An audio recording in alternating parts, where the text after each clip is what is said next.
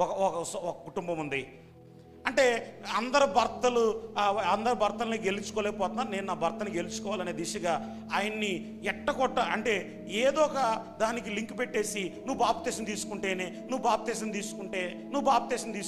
మొదలుపెట్టిందంట. మీ అందరికి బాగా అర్థమవుతుందా? అంటే మీ యాసలో నా యాస కొంచెం డిఫరెంట్గా ఉంటుంది కదా, అర్థమవుతుందో లేదని. అయితే మొత్తానికి ఈ భోజనం కూడా ఎట్టేటట్టు లేదు అని చెప్పి ఏం తీసుకున్నాడు మొత్తానికి? మీ సమాధానం చెప్పకపోతే మీకు అర్థం కాలేదని అర్థం. మొత్తానికి ఏం తీసుకున్నాడు? బాప్తిసం తీసుకున్నాడు. మనవాడేమో వానాకాల భక్తి అన్నమాట. నిన్న అయ్యగారు చెప్పడం లైవ్ విన్నాను నేను ఆ మాట. వానాకాలం చదువులు అంటారు కదా, వానాకాలం చదువులు అంటే ఏమంటారు? ఎప్పుడోసారి వెళ్తూ ఉంటారు, వాన వచ్చినప్పుడల్లా మానేస్తూ ఉంటారు. అట్ట వానాకాల భక్తి అన్నమాట మనోడిది. అప్పుడప్పుడు మందిరానికి వస్తాడు, తండ్రి అంటారు, లేకపోతే కుమారుడు అంటారు, పరిశుద్ధాత్ముడు అంటారు. వాళ్ళందరూ ఒక ఫ్యామిలీ అనుకుంటున్నాడు. ఎవరు? ఇదిగో ఈ భర్త. మొత్తానికి అక్కడక్కడ అర్థమైంది మ్యాటర్, కొంచెం తెలుసు. ఇప్పుడు ఈ లోకంలో అయితే వేడిగా ఉండాలి, లేకపోతే చల్లగా ఉండాలి. నులివెచ్చని జీవితం వద్దన్నాడు, ఉమ్మివే ఉద్దేశించాను అన్నాడు. ఎందుకప్ప అనుకుంటే ఇది ఇప్పుడు మీకు మంచి ఉదాహరణ చెప్తున్నా, బాగా అర్థమవుద్ది మీకు. మనోడు అయితే బయట నరకంలో లేడు, అయితే లోపల నిత్య జీవంలో లేడు. ఎక్కడున్నాడంటే ఈ మధ్యలో ఉన్నాడు. మొత్తానికి నేను అడిగినప్పుడు అన్ని బాగానే చెప్పాడు. దేశపురుషుని నిజమైన లక్ష్యం నన్ను ఒప్పుకుంటున్నా అన్నాడు. ఆవిడ వార్నింగ్ ఇచ్చి పంపించింది. ఏమని? అయ్యగారు అడిగినట్లుగానే ఏం చెప్పాలి? సమాధానం కరెక్ట్గా చెప్పాలి, లేకపోతే ఉందే. మొత్తానికి ఏదో కింద మీద పడి ఎగ్జామ్ పాస్ మార్కులు పాస్ అయ్యాడు. మరి వాళ్ళు తీసుకుంటాం అన్న తర్వాత మనం ఇవ్వకుండా ఉండకూడదు కదండి. ఇచ్చేసాం మొత్తానికి. తర్వాత అయిపోయింది. ఈవిడ ప్రార్థన చేయబెట్టి నేర్పిస్తుందట. ఏమని ప్రార్థన చేయి? ఏమని? తండ్రి, నువ్వు నన్ను ఎంతో ప్రేమించావు, నాకు భర్తనిచ్చావు, నాకు ఆస్తినిచ్చావు, నాకు అయ్యి ఇచ్చావు, నాకు ఇయ్యి ఇచ్చావు అని చెప్పి భయంకరంగా ప్రార్థన చేస్తుంది. ఆయన కూర్చోబెట్టి ఎవరిని?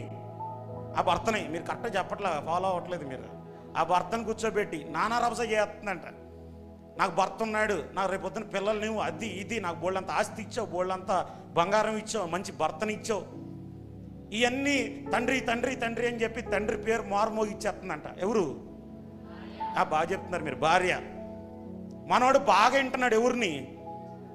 దేవుడు. నా దేవుని చూసి ఎంత కళ్ళు ఎక్కడ ఉంటాయి, ఇక అప్పుడే రావు కదా. భార్యని వింటున్నాడు బాగా. విన్నాడు. మొత్తానికి ఇప్పుడు నువ్వు చేయి ప్రార్థన అందంట. ఎవరు? మరి బాప్తిసం తీసుకున్నాడు కదా, ఏం చేయాలి? ప్రార్థన చేయాలి. ఇటు బాగా విన్నవాడు ఏం చేస్తున్నాడంటే ప్రార్థన చేయటం మొదలుపెట్టాడు. ఇప్పుడు వీడు కూడా ఏమైనా ప్రార్థన చేయాలి. అక్కడే పప్పులో కాలేశారు. మామగారు మీకు వందనాలు అన్నాడంట.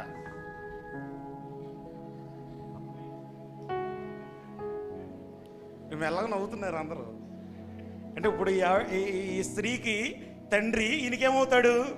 మరి మామగారు అంతే కదా. మామగారు మీకు వందనాలు, కొంగు తిందంట ఈవిడ. వెంటనే మరలా మామగారు మా ఆవిడ్ని మీరు కన్నారు, మామగారు నన్ను ఇచ్చి పెళ్ళి చేశారు, మామగారు బాగా ఆస్తిని ఇచ్చారు, మామగారు మీకు వందనాలు, మా ఆవిడికి మంచి ఆరోగ్యాన్ని ఇచ్చారు, మామగారు మీకు వందనాలు, కనురెప్ప పాట అయినా బాగా చూసుకుంటున్నారు. ఇంకా చూడండి, ఈవిడ పని అయిపోయి ఈ బిత్రపోయి నా దగ్గరకు వచ్చి చెప్పింది ఆ మాట. నేను అనుకున్నాను అంతే అట్టగుంటుంది.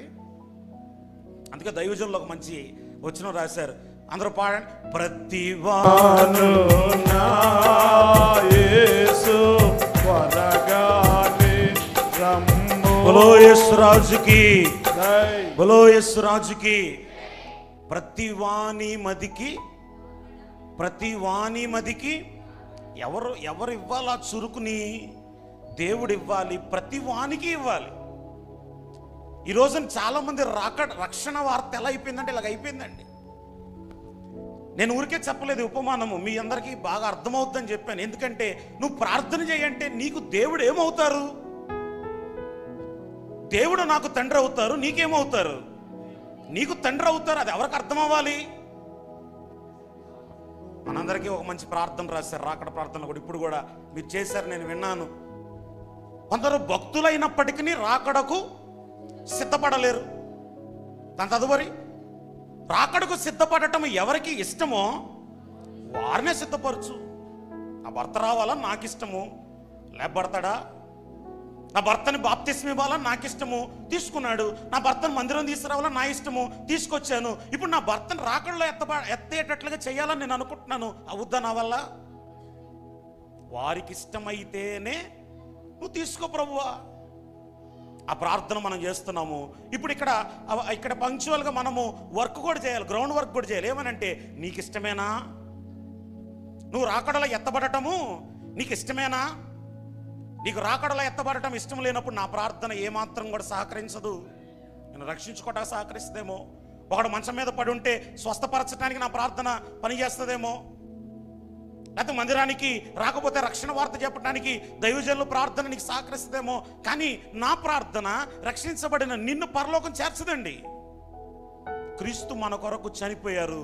ప్రతి వారి ధ్వని వారి హృదయమందు వినిపించాలి. వారికి రాకడ వర్తమానము తనకు వినిపించబడకపోతే తన ప్రార్థన దేవుడికి ఫలింపనకు రాదు, దేవుడు వినడు, అది దేవుని దాకా వెళ్ళదు. ఈరోజు లోకంలో చాలామందికి అర్థం కాని విషయం, నేను ఇందాక ఎట్లాగైతే చెప్పానో, మా భర్త కోసం భార్య, నా భార్య కోసం ప్రార్థన, నా భర్త కోసం ప్రార్థన, పిల్లల కొరకు ప్రార్థన, తల్లిదండ్రుల కొరకు పిల్లల ప్రార్థన, ఒకరి ప్రార్థన ఒకరు ఏంటంటే ఇష్టము. ఈరోజు వెళ్తే నాకు అది కొని పెడతారు, ఈరోజు మందిరానికి వెళ్తే ఇది కొని పెడతారు. ఇది కాదండి, ఇది క్రైటీరియా కాదు. మనకు దేవుడిచ్చిన క్రైటీరియా ఏంటంటే, ఆయన మన కొరకు చనిపోయారు, మనకు దేవుని యొక్క రక్తం ఉంది. ఈ రక్తము వలన మనము మార్పు చెందాలి. ఈ రక్తము వలన మనం మార్పు చెందనప్పుడు దేవుడు ప్రతిదానికి ఒక సిద్ధపరిచిన జీతం తీసుకురాబోతున్నాడు. ఆ జీతమందు ఆయన న్యాయ తీర్పై రాబోతున్నాడు. ఆ న్యాయ తీర్పై రాకడ యందు మనల్ని ఖచ్చితంగా న్యాయము తీరుస్తాయి.